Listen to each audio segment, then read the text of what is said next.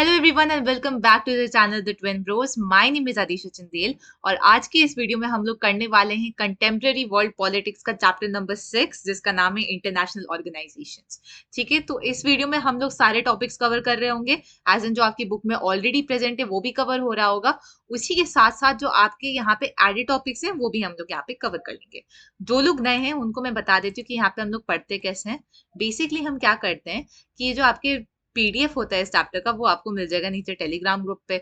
अब उस पीडीएफ में मैंने थोड़े पोर्शन को हाईलाइट कर दिया है। अब ये जो हाईलाइटेड पोर्शन है आप इनको अपनी एनसीईआरटी में भी अंडरलाइन कर सकते हैं। ये इंपॉर्टेंट पॉइंट्स है, ठीक है, इंपॉर्टेंट पॉइंटर्स जो होते हैं जिसको आप एक बार गो थ्रू कर सके बिफोर योर एग्जामिनेशन एंड आपको अच्छे से रिकैप हो जाएगा। उसी के साथ साथ यहाँ पे बहुत सारे आपको क्वेश्चंस मिलेंगे। अब ये जो क्वेश्चंस हैं ये वाले क्वेश्चंस वैसे क्वेश्चंस हैं जो ऑलरेडी आपके पास बोर्ड एग्जामिनेशंस में आ चुके हैं। ठीक है, अब ये जो क्वेश्चंस हैं आप अगर एक बार इस वीडियो को खत्म कर लेंगे उसके बाद आप इन क्वेश्चंस को अटेम्प्ट करने की कोशिश करना। ठीक है, ये क्वेश्चंस आपको एक तो सबसे पहले आपको अपना समझ में आ जाएगा कि आपको समझा कितना है ये चैप्टर, राइट, एक क्लैरिटी मिल जाएगी। उसी के साथ साथ आपको ये क्वेश्चंस करोगे तो आपको एक हेल्प भी हो जाएगी बिकॉज ये इवेंचुअली शायद से आपके भी बोर्ड एग्जाम में ये क्वेश्चंस आ जाए।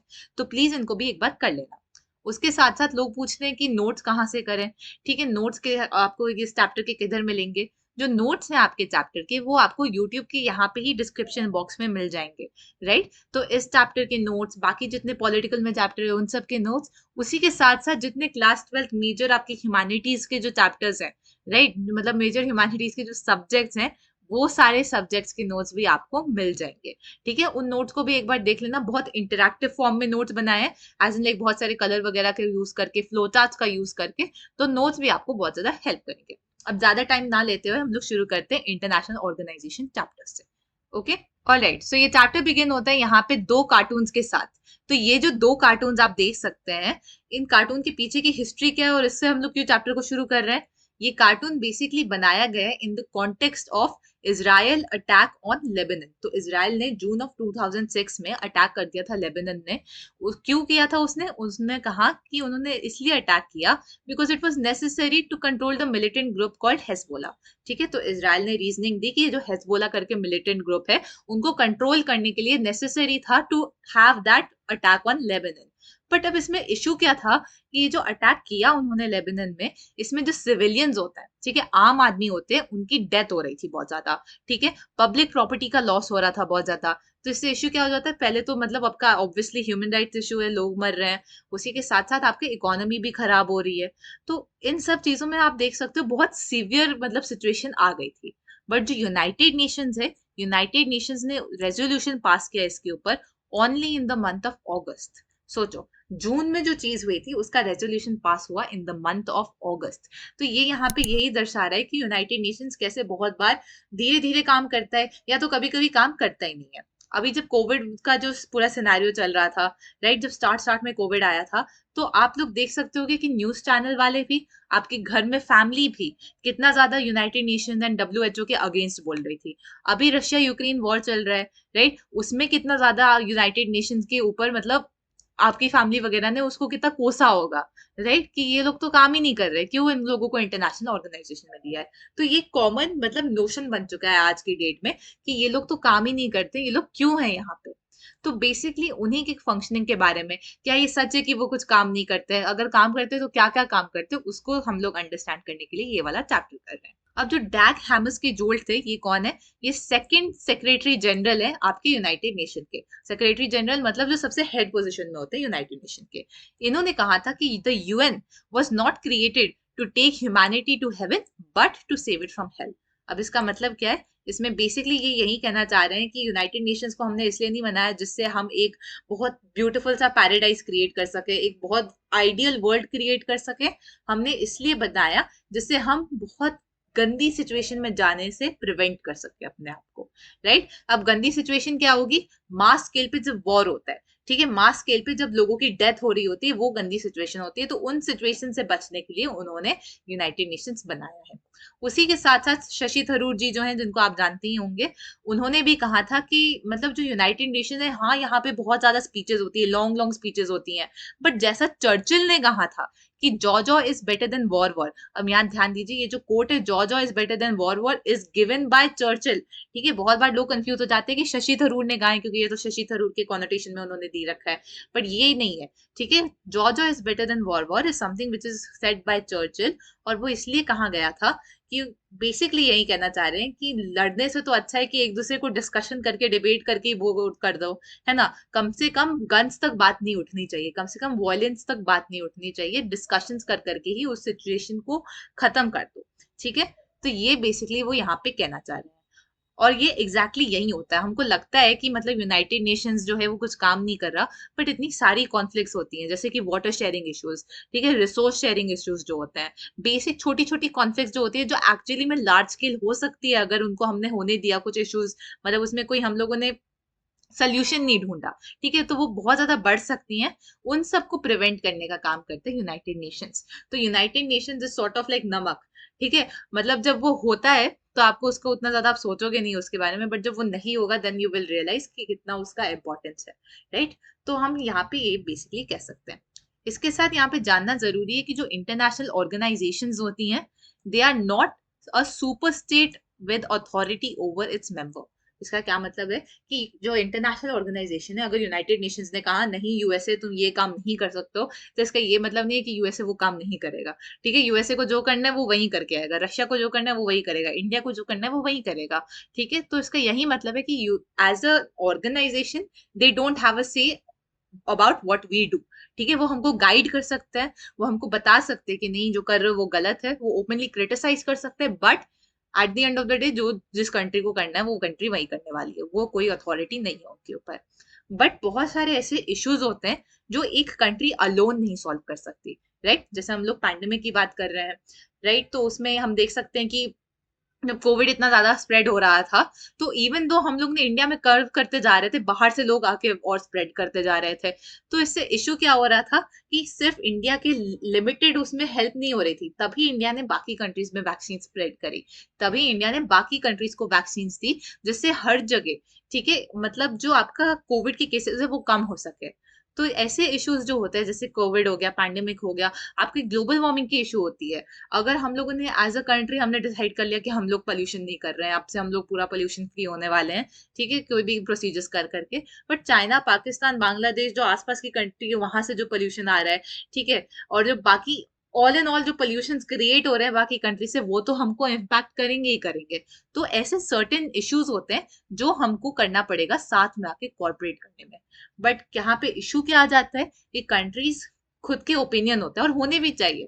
ठीक है, एज अ कंट्री हमारी जो एलिजेंस होती है वो हमारे कंट्री के साथ लाई करेगी। हम इंडियंस हैं, हम अपने लोगों का सोचेंगे, सबसे पहले हमारी priority will be our own citizens, and that is our own priority, इसके अलावा कोई प्रायोरिटी नहीं है हमारी। तो यहाँ पे बहुत मतलब एक डिस्क्रिपेंसी आ जाती है। ठीक है, सबके अपने आइडियल्स होते हैं, सबके अपने बिलीफ होते हैं, सबका अपना गवर्नेंस का सिस्टम होता है, तो करे क्या, कैसे हम लोग एक साथ आके डिस्कस कर सके, तो वो वाला जो काम है वो इंटरनेशनल ऑर्गेनाइजेशन करते हैं। ठीक है, international organisation can help produce information and ideas about how to corporate. तो वो एक फोरम प्रोवाइड करते हैं जहाँ पे हम आपकी डिस्कशंस कर सकते हैं, उसके साथ साथ जो आपकी इंफॉर्मेशन प्रोवाइड भी करते हैं, वो एज ए वो रिसर्च कंडक्ट करते हैं कि अच्छा ठीक है, वाटर शेयरिंग के इशू के बारे में तो वो जाएंगे, वो देखेंगे कि कितना पानी है, कितना पानी आइडियली मतलब सूटेबल है, किस कंट्री को पानी की ज्यादा जरूरत है, तो वो सारी इश्यूज को वो डील करेंगे, हर चीज को इन डेप्थ स्टडी करेंगे, एंड देन उसके बाद कॉन्क्रीट सोल्यूशंस प्रोवाइड करेंगे कि आप ये पाथ चूज कर सकते हैं। वो काम होता है यूनाइटेड नेशंस का। नेक्स्ट टॉपिक जो हमारा है वो है evolution of the United Nations. ठीक है, यूनाइटेड नेशंस बना कैसे, और वो अभी मतलब वहां कहाँ से उसकी हिस्ट्री शुरू हुई, और अब वो कैसा है, क्या डिफरेंसेस है फ्रॉम द डे वन और आज जो जिस पोजीशन पे है, उसको हम यहाँ पे डिस्कस करने वाले हैं। अब यूनाइटेड नेशंस जो है, उससे पहले एक और इंटरनेशनल ऑर्गेनाइजेशन थी जिसका नाम था लीग ऑफ नेशंस, और इसको बनाया गया था 1919 में after the first world war. तो फर्स्ट वर्ल्ड वॉर में सारी कंट्रीज ने नोटिस किया कि बहुत ज्यादा डेथ हुई थी। ठीक है, उसको द ग्रेट वॉर भी कहा जाता है, कि इतनी ज्यादा उसके चक्कर में डेथ हो गई थी, इतनी ज्यादा लॉस ऑफ लाइफ हुआ था, तो उन्होंने डिसाइड किया कि no we need an international organisation जो ये सारी कॉन्फ्लिक्ट्स होती है उसमें मीडिएट करने में हेल्प कर सके। तो लीग ऑफ नेशन बनाया गया, बट हम सब जानते हैं कि league of Nations was unsuccessful. Unsuccessful in the sense कि वहां पे कोई उसका सक्सेस नहीं रहा, और हमको इसलिए क्यों पता है कि वो सक्सेसफुल नहीं रहा, क्योंकि वर्ल्ड वॉर टू हुई, और वर्ल्ड वॉर 2 हुई और वो वर्स्ट स्केल में हुई। वर्ल्ड वॉर 1 से ज्यादा मतलब लोगों की डेथ हुई थी, वर्ल्ड वॉर 1 से ज्यादा डिस्ट्रक्शन एंड वायलेंस कॉज हुआ था। पर तब भी जो आपकी कंट्री से उन्होंने हार नहीं मानी, उन्होंने कहा नहीं हम तो मतलब बना के ही रहेंगे। एंड 1945 अक्टूबर 24 को यूनाइटेड नेशन वाज फाउंडेड। ठीक है, अब यूनाइटेड नेशन जब फाउंड हुआ तो उसको 51 स्टेट्स ने उसका चार्टर साइन किया था। अब यहाँ पे स्टेट्स बोल रहे तो हम किसकी बात कर रहे हैं? कंट्रीज। ऑलराइट, तो 51 कंट्रीज ने ये चार्टर साइन किया था। एंड सबसे प्रिंसिपल ऑब्जेक्टिव क्या है उसका? मेन ऑब्जेक्टिव है यूनाइटेड नेशन का टू प्रिवेंट इंटरनेशनल कॉन्फ्लिक्ट को प्रिवेंट करना and facilitate cooperation among all the countries. अभी 2011 में यूनाइटेड नेशंस में 193 मेंबर्स हैं। ठीक है, इनमें P5 मेंबर्स आपके यहाँ पे इंपॉर्टेंट है। P5 क्या होता है? P5 होता है आपके परमानेंट 5। तो ये परमानेंट 5 मेंबर्स जो हैं ये कौन कौन से हैं? United states, Russia, United kingdom, France and China. ठीक है, ये 5 आपके परमानेंट मेंबर्स हैं। इनकी पावर्स क्या होती है वो हम लोग आगे डिस्कस कर रहे होंगे। उसके साथ यूनाइटेड नेशंस जो है वहां पे सबसे इंपॉर्टेंट पब्लिक फिगर कौन है? आपके सबसे इंपॉर्टेंट पब्लिक फिगर होते हैं सेक्रेटरी जनरल। ठीक है, सेक्रेटरी जनरल होते हैं आपके हेड। ठीक है, वो फेस होते हैं आपके यूनाइटेड नेशंस के। और अभी के टाइम पे कौन हमारे सेक्रेटरी जनरल है? Antonio Guterres. ठीक है, Antonio Guterres is the current secretary general of the United Nations. अब यूनाइटेड नेशंस जो है Antonio Guterres he is the 9th secretary general, मतलब 9th पोजीशन पे है ये। एंड इनसे पहले 8 लोग ऑलरेडी बन चुके हैं। इन्होंने पोजीशन ली थी यहाँ पे 1 जनवरी 2017। So as in he is in power since 1 जनवरी 2017। इससे पहले वो पीएम रह चुके हैं पोर्चुगल के। एंड जो रिफ्यूजीज वाला आपका यूनाइटेड नेशन होता है, United nation high commissioner for refugees, उसमें भी ये काम कर चुके हैं। अब यूनाइटेड नेशंस के विद इन भी बहुत सारे स्ट्रक्चर्स होते हैं और ये वाले जो स्ट्रक्चर्स होते हैं ये अपने अपने इश्यूज के साथ डील कर रहे होते हैं। तो इनमें आ जाता है आपका जैसे WHO, मतलब ये इसका मेन इशू क्या हो गया? हेल्थ। राइट, तो ये हेल्थ पे फोकस करता है। UNDP हो गया इकोनॉमिक डेवलपमेंट। ऑलराइट, आपका यहाँ पे हो गया UNHRC ह्यूमन राइट कमीशन हो गया आपका। एंड UNHCR, इधर कंफ्यूज नहीं हुआ ना, UNHRC एंड UNHCR दो डिफरेंट है। एक ह्यूमन राइट्स के ऊपर है एंड एक है रेफ्यूजीज के ऊपर। ऑलराइट, एंड आपका यूनिसेफ जो है वो चिल्ड्रंस फंड के ऊपर होता है। एंड यूनेस्को जो है it's about education, scientific temper develop करना, कल्चर के बारे में, उसके बारे में वो यूनाइटेड नेशंस का एक पार्ट है। नेक्स्ट टॉपिक जो हम करने वाले हैं it is reform of the United nation after the cold war. Alright, तो बेसिकली रिफॉर्म की जब हम लोग बात करते हैं यूनाइटेड नेशंस की, तो ब्रॉडली हम कह सकते हैं 2 पॉसिबल फॉर्म्स ऑफ रिफॉर्म है। ऑलराइट, नंबर 1 तो आप अपना जो ऑर्गेनाइजेशनल स्ट्रक्चर है उसको चेंज कर दो। ऑर्गेनाइजेशनल स्ट्रक्चर मतलब कि कौन सी आपकी प्रिंसिपल ऑर्गन्स हैं, क्या ये प्रिंसिपल ऑर्गन के पास ज्यादा पावर होनी चाहिए, क्या परमानेंट मेंबर्स सिर्फ 5 होने चाहिए और परमानेंट मेंबर्स क्यों नहीं हो सकते, क्या सिर्फ 10 नॉन परमानेंट मेंबर्स होने चाहिए, क्या सिक्योरिटी काउंसिल एग्जिस्ट भी करनी चाहिए जब हमारे पास ऑलरेडी जनरल असेंबली है। तो वो सारी जो चीजें हैं ऑर्गेनाइजेशनल स्ट्रक्चर के विद इन आ जाती है।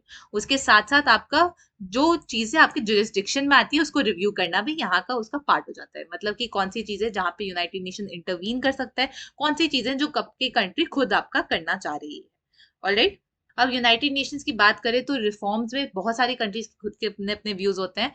थोड़ी कंट्रीज कहती है कि नहीं इनको ज्यादा मतलब रोल प्ले करना चाहिए। राइट, इनको ज्यादा हम लोगों को पीस कीपिंग और मतलब आपके सिक्योरिटी मिशंस में काम करना चाहिए। बाकी लोग कहते हैं कि नहीं आप कन्फाइंड रहो अपना डेवलपमेंट और ह्यूमैनिटेरियन वर्क में, ज्यादा आप उसमें घुसो मत कि वर्ल्ड पीस वगैरह में नहीं घुसो, चुपचाप जो ऑलरेडी काम है उसी में रहो। यूनाइटेड नेशंस जब एस्टैब्लिश हुआ सेकेंड वर्ल्ड वॉर के बाद, तो उससे लेके कोल्ड वॉर तक बहुत सारी चीजें बदल गई। राइट, मतलब आपके 1991 से ही इतनी सारी चीजें बदल गई हैं। सबसे पहले तो सोवियत यूनियन अब नहीं रहा।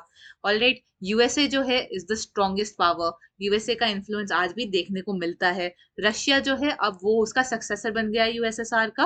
एंड रशिया जो है वो अब यूएसए के साथ मोर कोऑपरेटिव है as compare to USSR. Even though अभी भी हम देख सकते हैं रशिया यूएसए में बहुत ज्यादा टेंशन होती है। चाइना जो है वो बहुत फास्ट इमर्जिंग पावर बन के आ रहा है। India is also growing very rapidly. Alright, बहुत सारी इकोनॉमीज हैं जो ग्रो कर रही हैं एट एन अनप्रेसिडेंटेड रेट। मतलब किसी ने सोच भी नहीं रखा होगा कि एशिया में ऐसी इकोनॉमीज इतने फटाफट बढ़ रही होगी। एंड इसका रीजन क्या है? लिबरलाइजेशन, हम कह सकते हैं काफी हद तक इसका रीजन रह चुका है। बहुत सारी कंट्रीज ने इसको ज्वाइन किया क्योंकि बहुत ज्यादा कंट्रीज डीकॉलोनाइज हो रही थी उसके बाद। एंड बहुत सारे चैलेंजेस भी आए हमारे पास, जैसे सिविल वॉर हो रहे थे, एथनिक कॉन्फ्लिक्ट्स हो रही थी, जीनोसाइड्स हो रहे थे, हम देख सकते हैं टेररिज्म आ गया आज की डेट पे, पैंडेमिक आ गया, आपका इकोनॉमिक डिग्रेडेशन जो आ गया, इन्वायरमेंटल डिग्रेडेशन जो आ गया, ये सारी चीजें जो है, इन सारी चीजों को डील करना अब यूनाइटेड नेशन के विद इन और सारे चैलेंजेस क्रिएट हो जाते हैं। आगे बढ़ते हुए हम बात करेंगे about the reform of structures and processes. Basically ये जो रिफॉर्म वाला पूरा फंडा है, ये हम लोगों ने ऑलरेडी समझ लिया, यूनाइटेड नेशंस ने भी समझ लिया कि अब टाइम आ गया रिफॉर्म होने का, अब चैलेंजेस नए आ रहे हैं। 1991 के बाद उन्होंने नोटिस किया अब कोल्ड वॉर नहीं रही, अब पूरा आपका जो मतलब वर्ल्ड पॉलिटिक्स है, पूरा जियो पॉलिटिक्स चेंज हो गया, तो उन्होंने कहा कि अब हमारा भी टाइम है चेंज होने का। अब उनको बहुत सारी कंप्लेंट्स आ रही थी कि जो सिक्योरिटी काउंसिल है वो कंटेम्प्रेरी पॉलिटिकल रियलिटीज नहीं दिखाता, ठीक है, सिर्फ वेस्टर्न वैल्यूज ही दिखा रहा है वो, कि सिर्फ वेस्ट की कंट्रीज ही है वहां पे और रिप्रेजेंटेशन नहीं है। आप सोचो अफ्रीका की एक भी कंट्री नहीं है वहां पे, ठीक है, और जो मैक्सिमम कंट्रीज हैं ये बहुत ज्यादा इकोनॉमिकली पावरफुल है, तो जो कंट्रीज इकोनॉमिकली वीकर है उनकी बातें कौन सुनेगा। तो उन सबको डील करने के लिए यूएन सेक्रेटरी जनरल जो है कोफी आनान, उन्होंने इनिशिएट करी एक इंक्वायरी इनटू कि कैसे हम यूनाइटेड नेशंस को हम रिफॉर्म कर सके। अब यहाँ पे हम लोग सबसे पहले तो बात करेंगे ऑर्गेनाइजेशनल स्ट्रक्चर, ठीक है, कि to be a permanent and a non permanent members आपको क्या क्या क्राइटेरिया फॉलो करने चाहिए, क्या क्या क्राइटेरिया होने चाहिए। सबसे पहले तो the country should be a major economic power, ठीक है, मेजर मिलिट्री पावर होनी चाहिए, उसके substantial contributor to the UN budget, ठीक है, यूएन के बजट में भी पैसे देते रहना चाहिए, एक बिग नेशन होना चाहिए, मतलब पॉपुलेशन बड़ी होनी चाहिए, a nation which respects democracy. अब ये बहुत ज्यादा इंपॉर्टेंट है, आप कैसे एक्सपेक्ट करते हो एक नेशन को इंटरनेशनल फोरम में आके डिस्कस करना जब वो खुद के लोगों को रिस्पेक्ट नहीं कर सकता। उसके साथ something which will make the council more representative, right, जैसे मैंने कहा कि अफ्रीका की एक भी कंट्री नहीं है, तो यहाँ पे एक हमारे लिए वो हो जाता है कि हमको इनिशिएटिव हो जाता है कि हमको लेना पड़ेगा। तो बहुत सारे क्वेश्चंस आते हैं लोगों के मन में कि कैसे हम लोग इक्विटेबल डिस्ट्रीब्यूशन लाए, या सबको एक एक सीट दे दे, इकोनॉमिक डेवलपमेंट की कौन बात करेगा, ठीक है, सिर्फ क्या हम ह्यूमैनिटेरियन क्राइसिस में ही रह जाएंगे, जो डिफरेंट कल्चर्स और सिविलाइजेशन भी गिवन मोर रिप्रेजेंटेशन, नेशंस की बात हो रही है, वाई नॉट कि हम लोग इतना बॉर्डर पे क्यों इन्फ्लुएंस कर रहे हैं, इंडिविजुअल ग्रुप्स के बारे में क्यों नहीं बात कर रहे। तो बहुत सारे ऐसे क्वेश्चंस आ जाते हैं आपके यहाँ पे। तो यूनाइटेड नेशंस अगर हम लोग बात करें तो यहाँ पे मेंबरशिप ऑल टुगेदर में भी बहुत सारे लोगों को क्वेश्चंस रहते हैं। सबसे पहले तो लोग कहते हैं कि P5 तो होना ही नहीं चाहिए। बहुत सारे लोग आप देखोगे वो कहेंगे कि जो परमानेंट 5 वाला जो ग्रुप बना के रखा है, ये वाले लोग तो होने ही नहीं चाहिए, इनको इतनी ज्यादा पावर नहीं देनी चाहिए, they should not have permanent rights, neither should they have veto rights जो होता है। हाँ, they should not have permanent rights, neither should they have veto rights. उसी के साथ इन द सिक्योरिटी काउंसिल जो है आपके यहाँ पे, तो इनको इतना ज्यादा क्यों दे रखा है हम लोगों ने, नॉन परमानेंट मेंबर्स जो होते हैं उनको हम लोग क्यों सिलेक्ट करते हैं। ऊपर से आप ध्यान रखिए यहाँ पे जो नॉन परमानेंट मेंबर्स होते हैं, एक बार वो सिलेक्ट हो गए वो इमीडिएटली री इलेक्ट नहीं हो सकते। ऑलराइट, उनका टेन्योर एक तो पहले सिर्फ 2 साल का ही होता है, उसके साथ साथ वो इमीडिएटली री इलेक्ट नहीं हो सकते, उनको रुकना पड़ेगा, फिर उसके बाद नेक्स्ट इलेक्शन में वो खड़े हो सकते हैं, वहां पे री इलेक्ट हो सकते हैं। अब 1945 से लेके यहाँ पे आप देख सकते हैं वीटो पावर कहाँ पे किसने यूज करी है, उसका ग्राफ दे रखा है। ऑलराइट, तो अप टू 1 जून 2018 कौन कौन सी कंट्री ने कहाँ पे वीटो पावर यूज किया है, तो आप देख सकते हैं यूएसएसआर रशिया ने सबसे ज्यादा वीटो पावर यूज करी है, एंड चाइना ने यहाँ पे सबसे कम वीटो पावर यूज करी है। ऑलराइट, तो क्वेश्चन आ सकता है आपके सीयूईटी वगैरह में कि सबसे ज्यादा किसने करी, सबसे कम किसने की। एग्जैक्ट नंबर तो नहीं पूछेंगे मोस्टली, बट तब भी एक बार आप देख लीजिएगा। आगे बढ़ते हुए ज्यूरिसडिक्शन ऑफ द यूएन, इसका क्या मतलब है, कौन कौन से इशू में यूएन इंटरवीन कर सकता है। यूनाइटेड नेशंस जो है पास्ट कुछ इयर्स में यूनाइटेड नेशंस ने अपनी पूरी सिस्टम को बदल दिया है। ऑलराइट, 1991 के बाद जब पूरा कंटेम्प्रेरी वर्ल्ड पॉलिटिक्स ही चेंज हो गया, तो यूनाइटेड नेशंस में भी रिफॉर्म आए। उसने क्या क्या काम कर रखा है, सबसे पहले तो पीस बिल्डिंग कमीशन बनाई गई। ऑलराइट, यहाँ पे एक्सेप्ट किया गया कि मतलब international community in case of failure of national government to protect their own citizen from atrocities, मतलब कि अगर कोई कंट्री है उसकी गवर्नमेंट ही नहीं काम कर पा रही है, तो वहां पे एक इंटरनेशनल रिस्पॉन्सिबिलिटी हो जाती है हमारी, ठीक है, कि at the end of the day हम लोग ह्यूमन बींग्स हैं, right, and that is what makes us all align to one another. उसके साथ साथ आपका यहाँ पे ह्यूमन राइट काउंसिल जो है वो एस्टेब्लिश हुआ।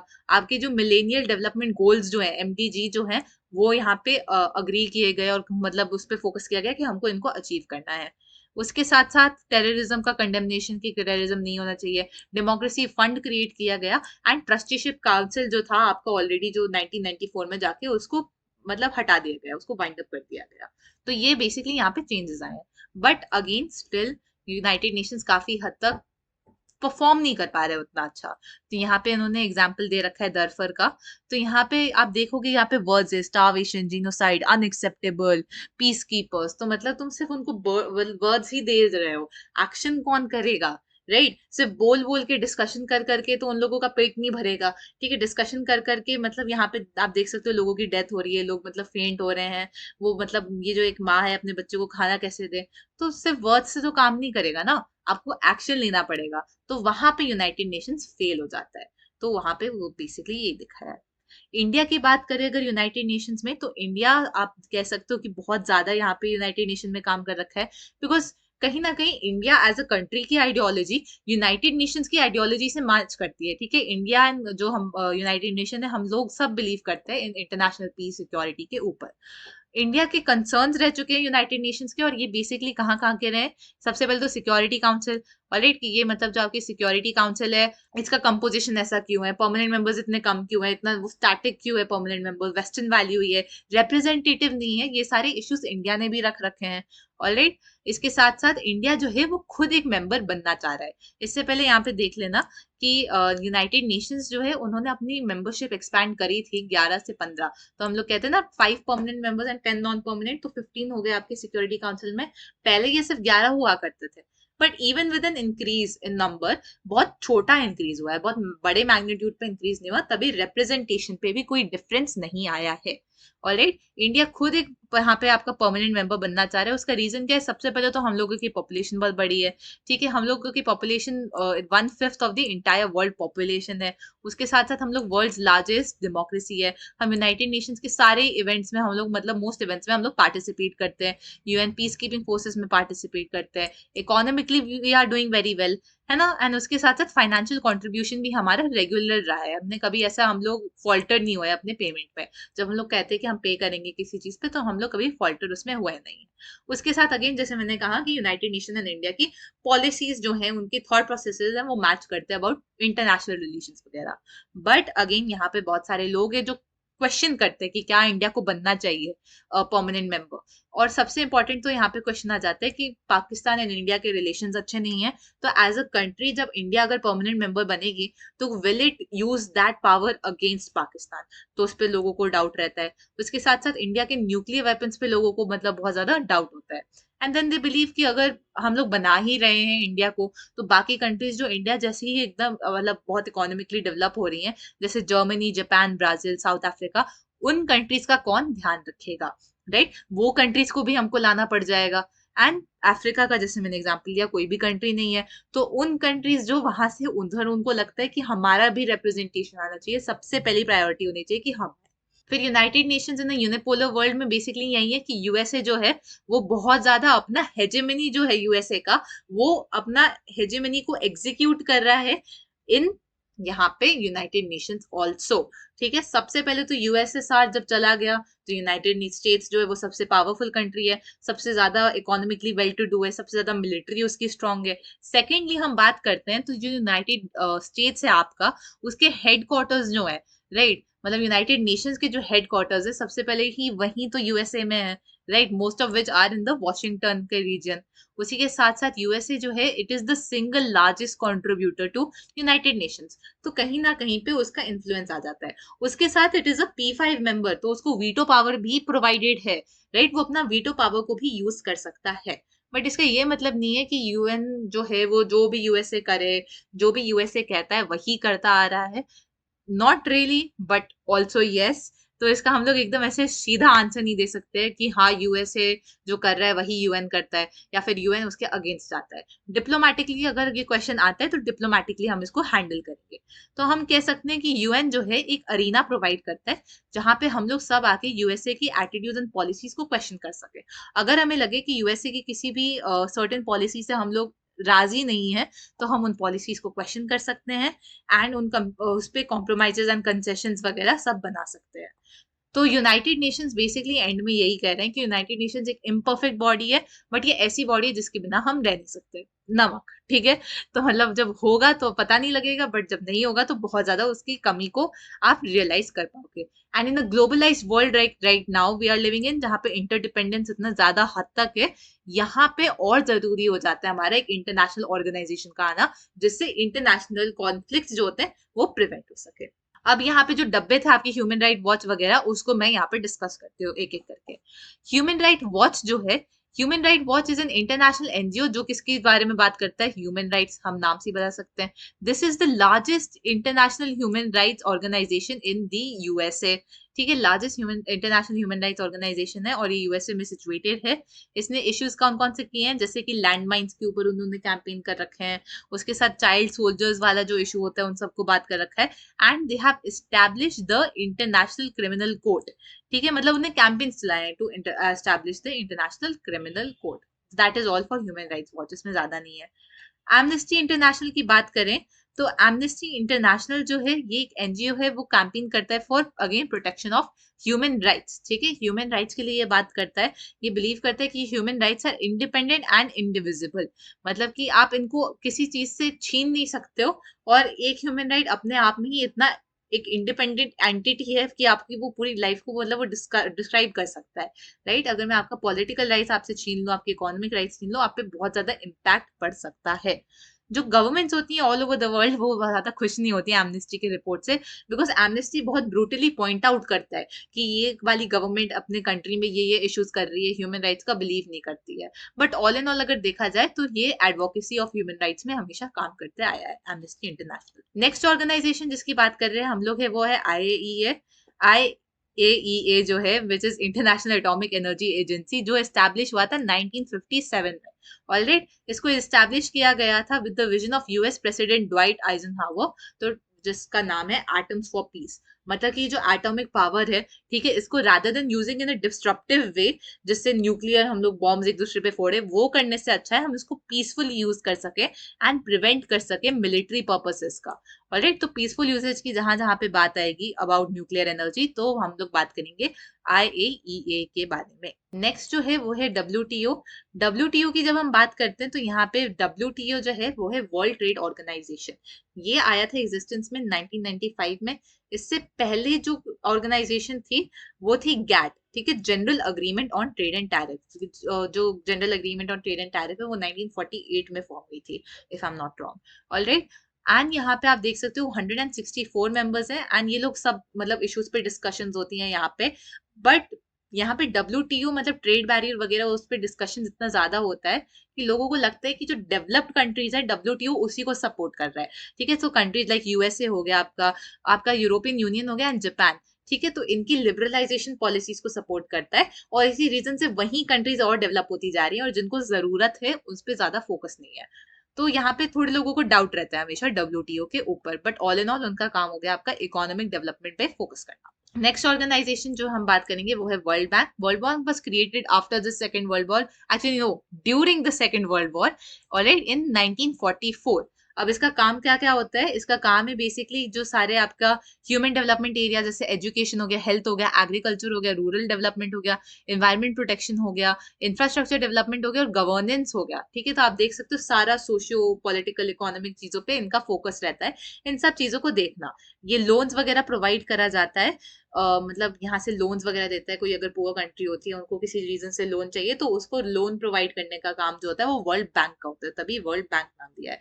अगेन जस्ट लाइक डब्ल्यूटीओ, इसको भी क्रिटिसाइज किया जाता है कि ये मतलब फोर्सफुली लिबरलाइज कराता है लोगों की इकोनॉमी, राइट। वो उनको फ्री मार्केट रिफॉर्म्स में डाल देता है कि आप नहीं, आप तो लिबरलाइजेशन पे फोकस करो, आप अपने आप को फ्री मार्केट पे ही फोकस रखो। तो इससे क्या होता है कि जो डेवलप्ड कंट्रीज है वो इन टर्न वही बेनिफिट कर जाती हैं और उन कंट्रीज को ज्यादा बेनिफिट नहीं मिलता। तो ये एक यहाँ पे उसका हम कह सकते हैं क्रिटिसिज्म है।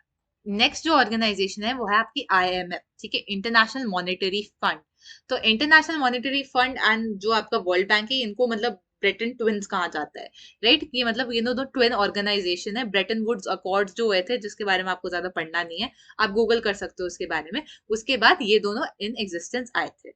IMF में 189 मेंबर्स हैं एंड सारे जो फाइनेंशियल इंस्टीट्यूशन एंड रेगुलेशंस वगैरह होते हैं इंटरनेशनल लेवल पे, बेसिकली उन सबको यहाँ पे IMF ही कंडक्ट करता है, ठीक है। जितना फाइनेंशियल ट्रांजैक्शन वगैरह रेगुलेशंस उनको सेटअप करने होते हैं, वो सारा काम होता है IMF का। ऑलराइट, यहाँ पे जो G7 मेंबर्स हैं उनका स्टेक कितना होता है वगैरह ये प्रोवाइडेड है। ये सब आपको रटने की जरूरत नहीं है कि कितना, मतलब कि क्वेश्चन नहीं आएगा कि इटली का स्टेक कितना है। बस इतना यहाँ पे ध्यान रखिए कि यूएसए का जो स्टेक है वो हाईएस्ट है, ठीक है, इन IMF। तो अगेन यहाँ पे जो डेवलप्ड कंट्रीज हैं उनका स्टेक ज्यादा है as compare to the non developed countries. तो अगेन ये भी क्वेश्चन में आ जाते हैं कि क्या ये जो ऑर्गेनाइजेशन है is this working for the better good of all people, या फिर ये सिर्फ अपने लोगों पे ध्यान दे रहा है। तो ये ध्यान रखिएगा कि यूएसए जो है उसकी सबसे ज्यादा उसमें यहाँ पे से होता है फाइनेंशियल इंस्टीट्यूशन का एज अ, मतलब फाइनेंशियल इंस्टीट्यूशन एंड रेगुलेशन में काम करता है 189 members. That is it for IMF। अब नेक्स्ट ये जो पेज नंबर है ना आपका 85, जिसमें ये फ्लो चार्ट दिया गया है, ये बहुत ही ज्यादा इंपॉर्टेंट फ्लो चार्ट है, ठीक है, बहुत ज्यादा इंपॉर्टेंट फ्लो चार्ट है। आपका जो CUET एग्जामिनेशन है, आपका जो बोर्ड एग्जामिनेशन है, यहाँ से क्वेश्चंस आ सकते हैं और पक्का आएंगे भी, ठीक है। तो इनको एकदम भी हम लोग इग्नोर नहीं करेंगे। प्रिंसिपल ऑर्गन्स की जब हम लोग बात करते हैं, तो प्रिंसिपल ऑर्गन्स जब हम बोल रहे हैं तो यहाँ पे कौन कौन से ऑर्गन्स हो जाते हैं, ये ऑर्गन्स है जो आपके सिक्योरिटी काउंसिल है, ICJ है, ठीक है, जनरल असेंबली है, सेक्रेटेरिएट है, एंड आपका इकोसॉक which is economic and social council, and trusteeship council. अब एक एक करके इन सबको पढ़ते हैं। सबसे पहले जनरल असेंबली। जनरल असेंबली क्या है, यहाँ पे 193 मेंबर स्टेट्स, मतलब जितने लोग मेंबर्स हैं यूनाइटेड नेशन के, all of them are members of the general assembly, ठीक है। 193 स्टेट्स होते हैं, सबके पास एक वोट होता है, एक वोट की एक वैल्यू होती है, ठीक है, वन वोट वन वैल्यू। उसके साथ यहाँ पे अगर कोई भी डिसीजन को पास होना है तो 2/3 मेजोरिटी रिक्वायर्ड है, ठीक है। And decisions are not binding on UN members, जो मैंने स्टार्ट में ही बताया था कि यूनाइटेड नेशंस जो भी बोले जरूरी नहीं है कि उन कंट्रीज को वही फॉलो करना है, उनको जो करना है वो कर सकती हैं। अब यहाँ पे सिक्योरिटी काउंसिल क्या है, सिक्योरिटी काउंसिल जो हम ऑलरेडी पढ़ चुके हैं, परमानेंट 5 होते हैं एंड आपके बाकी 10 नॉन परमानेंट मेंबर्स होते हैं, ठीक है। परमानेंट 5 हमें ऑलरेडी पता है, 10 नॉन परमानेंट कौन कौन से, आप एक बार कमेंट सेक्शन में गूगल करके जरूर बताना। अब इनको इलेक्ट किया जाता है 10 नॉन परमानेंट को for a period of 2 years, and यहाँ पे decisions are binding on all united nation members, ठीक है। जब हम बात कर रहे थे कि परमानेंट 5 की पावर्स क्या क्या होती हैं, this is one of their powers, कि वो परमानेंट है, ठीक है। वो यूनाइटेड जो सिक्योरिटी काउंसिल में डिसीजंस आएंगे they will be binded on all, and the veto power. Veto power क्या होता है, वीटो पावर बेसिकली वही पावर है कि अगर कोई भी रूल एंड रेगुलेशन आता है, एक डिसीजन आता है, ठीक है, और किसी कंट्री को लगता है इन परमानेंट 5 में कि वो डिसीजन सही नहीं है, तो अगर 4 कंट्रीज कहती है कि हाँ ये डिसीजन ठीक है, और एक भी कंट्री कह दे कि नहीं ये डिसीजन ठीक नहीं है, तो वो डिसीजन नहीं इम्प्लीमेंट होगा सिर्फ एक कंट्री के कहने पे। तो सोचिए इतना ज्यादा पावर होता है आपके P5 मेंबर में, तभी लोग रिफॉर्म चाहते हैं इस सिस्टम में। ICJ क्या है, ICJ में अब यहाँ पे ध्यान रखना, ये CUET में आया था, कितने जजेस होते हैं और कितने साल का टेन्योर होता है। 15 जजेस एंड 9 years। आपको ऑप्शंस में कंफ्यूज कर देते कि 9 जजेस 15 years, कंफ्यूज नहीं होना है, 15 जजेस 9 years के लिए आते हैं, ठीक है। एक यहाँ पे एब्सोल्यूट मेजोरिटी चाहिए in both general assembly and the state council, और इसको बेस्ड है इन द हेग जगह का नाम है, ऑलराइट। तो यहाँ पे वो सिचुएटेड है। सेक्रेटेरिएट की बात करें, सेक्रेटेरिएट क्या हो गया आपका, यहाँ पे जो सिक्योरिटी आपके जनरल असेंबली होते हैं, सेक्रेटरी जनरल होते हैं, ठीक है, उनका यहाँ पे आ गए। बाकी सेक्रेटरी जनरल के जो मतलब अंडर जो स्टाफ होते हैं, इंटरनेशनल स्टाफ जो होता है, यूनाइटेड नेशंस का स्टाफ, सारे सेक्रेटेरिएट के अंदर आ जाएंगे, ऑलराइट। और इनको मतलब सेक्रेटरी जनरल को अपॉइंट कैसे किया जाता है, appointed by the general assembly on recommendation of security council. Security council recommendation देती है, जनरल असेंबली उनको ले आती है। इकोसॉक जो है वो है economic and social council, alright. यहाँ पे 54 स्टेट्स हैं, member state elected by general assembly for overlapping 3 years term. 54 states based on geographical representation, तो इसका मेंबर बनना है तो जोग्राफिकली वो देखते हैं जिससे सबके पास इक्विटेबल रिप्रेजेंटेशन हो। 54 स्टेट्स होती हैं एंड 3 years के टर्म के लिए आते हैं लोग यहाँ पे, और ट्रस्टीशिप काउंसिल क्या है? ट्रस्टीशिप काउंसिल इज बेसिकली अब नहीं एग्जिस्ट करता। पलाव आइलैंड्स बेसिकली थोड़ी ऐसी लैंड्स होती हैं जिनका मतलब जो किसी कंट्री के अंडर नहीं आती, तो वो सारी जो लैंड्स थी उस टाइम तक 1994 तक वो सारे यूनाइटेड नेशंस अपने अंडर रखता था। बट इन पलाव आइलैंड्स जो है उनको फ्रीडम मिल जाती है, वो इंडिपेंडेंट हो जाते हैं, तो तब से लेके अब तक ट्रस्टीशिप काउंसिल अब फंक्शन नहीं करता है। बट स्टिल हम इसको प्रिंसिपल ऑर्गन मानते हैं। ऑलराइट, तो प्रिंसिपल ऑर्गन आपसे पूछे जाएंगे तो आपको ये याद रखना है, ये आपके ऑर्गन हो जाते हैं। इसके साथ साथ आप देख सकते हैं सब्सिडरी बॉडी। तो सब्सिडरी बॉडी यहाँ पे देखें तो ये ऐसी बॉडीज हैं जो सिर्फ सिक्योरिटी काउंसिल को रिस्पॉन्ड करेंगी, ठीक है, जनरल असेंबली नहीं। आप देखो एक एरो बनाया है इस तरफ पॉइंट करते हुए, तो ये कौन कौन सी हो गई? मिलिट्री स्टाफ हो गया आपका, आपका पीस कीपिंग बॉडीज हो गई, तो ये सब आप देख सकते हैं। रिलेटेड ऑर्गेनाइजेशन जैसे आईएईए, आईएईए को दोनों में रिस्पॉन्ड करना है, वो जनरल असेंबली में भी करेगा, वो सिक्योरिटी काउंसिल में भी रिस्पॉन्ड करेगा। उसके अलावा सिक्योरिटी काउंसिल में कौन करते हैं? आईसीजे। ओके, बाकी सारे जो हैं वो सब आप देख सकते हैं जनरल असेंबली में ही रिस्पॉन्ड कर रहे हैं। और यहाँ पे आप देख सकते हैं बहुत सारे बॉडीज का नाम रख रखा है, आप इसको पढ़ सकते हैं, यहाँ पे आपको एक अच्छी सी अंडरस्टैंडिंग हो जाएगी, इसको प्लीज गो थ्रू कर लेना। एंड लास्टली यहाँ पे जो आपके यूनाइटेड नेशन सेक्रेटरीज जनरल का नाम दिया है, यहाँ पे मैं ज्यादा समझाऊंगी नहीं, ये तो क्योंकि रटने वाले ही पोर्शन है, इसमें मैं तो क्या ही समझा पाऊंगी। बट आप यहाँ पे ध्यान रखिएगा कि कौन से मतलब नंबर पे थे, तो जैसे ट्रिगविलियाई जो है ये फर्स्ट है, डैग हैमर्सकीजोल्ड जो है वो सेकंड है, ठीक है। तो ये सारी चीजों को ध्यान रखते हुए आपको और उसके साथ साथ कौन सी कंट्री में थे, ऑलराइट, वो भी ध्यान रखना है। तो एक बार फटाफट पढ़ते हुए, ट्रिगविलियाई का जो कंट्रीब्यूशन है, सबसे पहले तो नॉर्वे से थे वो, ठीक है। इंडिया पाकिस्तान के जो सीज फायर हुआ था वहां पे उसमें काम किया था, एंड इनको क्रिटिसाइज किया गया था कि ये कोरियन वॉर को मतलब फटाफट खत्म नहीं कर पाए, और सोवियत यूनियन ने इनको अपोज किया था, and he resign from this post. Dag Hammarskjold थे, उन्होंने स्विस कैनाल इशू पे डिस्कशन किया, डीकोलोनाइजेशन किया उन्होंने अफ्रीका का, एंड इनको पोस्टह्यूमसली हाँ उनको नोबेल प्राइज दिया जाता है, Nobel peace prize in 1961। So he is the first United Nation secretary general to win the Nobel peace prize.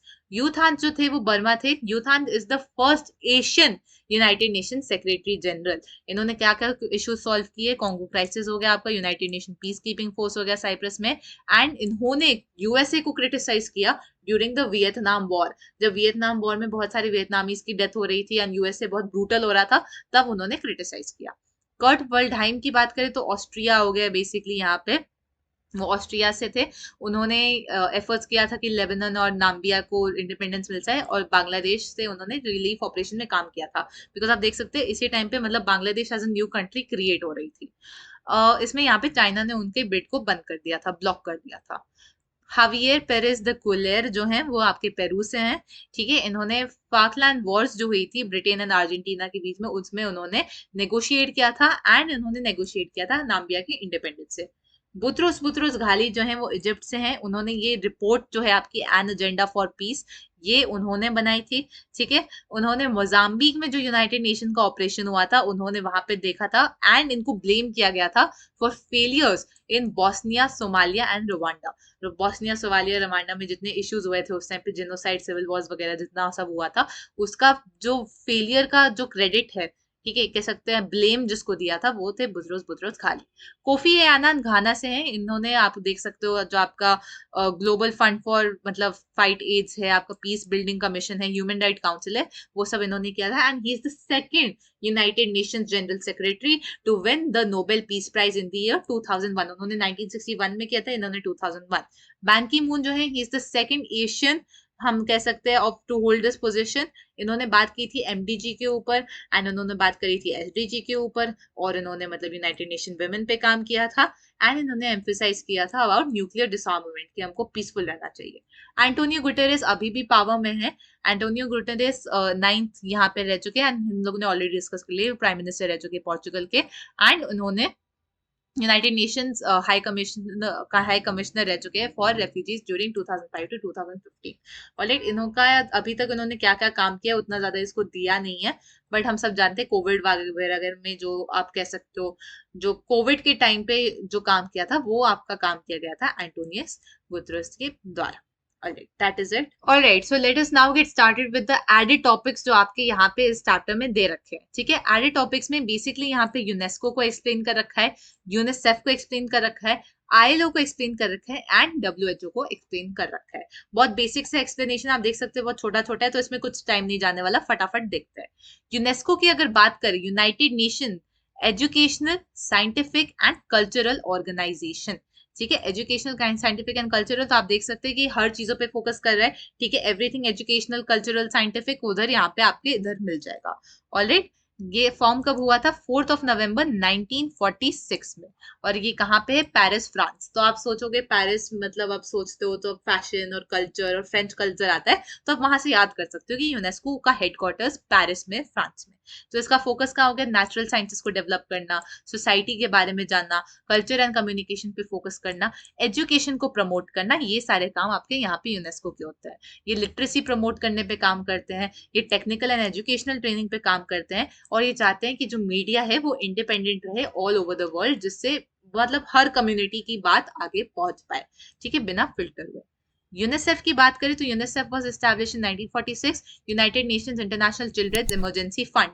ठीक है, इनका काम क्या होता है? इमरजेंसी फंड कलेक्ट करना for the children and to help in their development work all across the world.